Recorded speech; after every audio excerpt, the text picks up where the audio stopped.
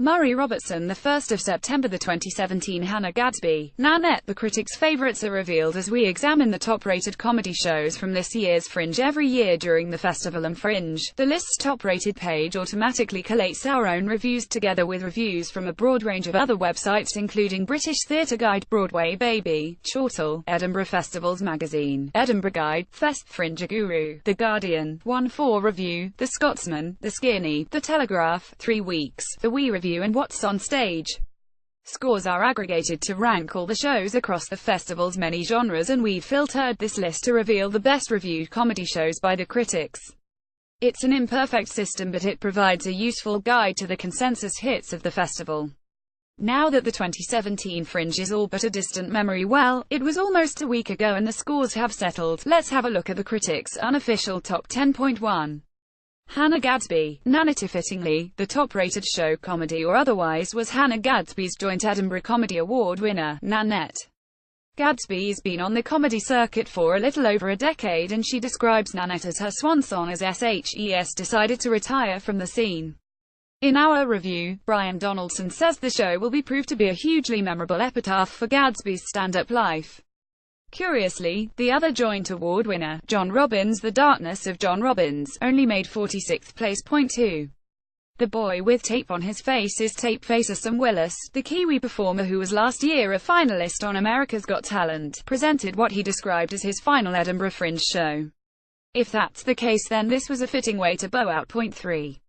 Paul Sinha. Shout out to my ex, former junior doctor and regular quiz opponent on TV's The Chase. Sinha has many strings to his bow, not least his long-established comedy career. 4. Foil, Arms and Hog Oink. The only sketch show in this list and one of the very few, sadly, in this year's Fringe. Irish group Foil, Arms and Hog have been touring for over 8 years and present a brand new sketch every week on the YouTube channel. 5. Jay Lafferty. Beesam's highest place. Scott, one of only 2 if we count Phil Nichols' dual Canadian-Scottish nationality. Lafferty gently poked fun at herself and others in this warm debut show. 1 to watch out for. 6. Phil Nichol. You're wrong. Formerly one of the Fringe's most hard-working performers, Phil Nichol presented a typically rambunctious show following on from an argument on social media. 7.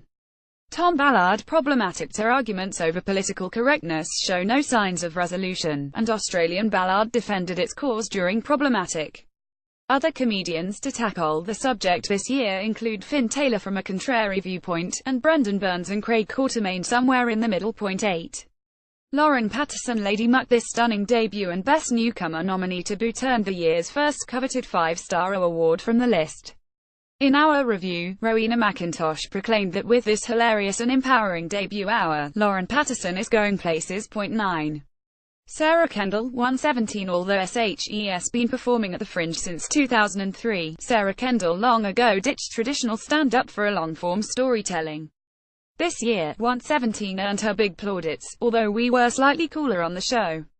In our review, Kirsten Smith noted that her ability to pull the audience into her memories is remarkable, but 117 is a storytelling show that just happens to be funny. 10. Rose Matafeo. Sassy Best Friend. And another show that was better reviewed by other websites than ourself. New Zealand-born Rose Matafeo returned to the Fringe with this energetic political show. In our review, Brian Donaldson pondered it will be intriguing to see if she comes up with something a little more considered and a lot less frenzied in the coming Augusts.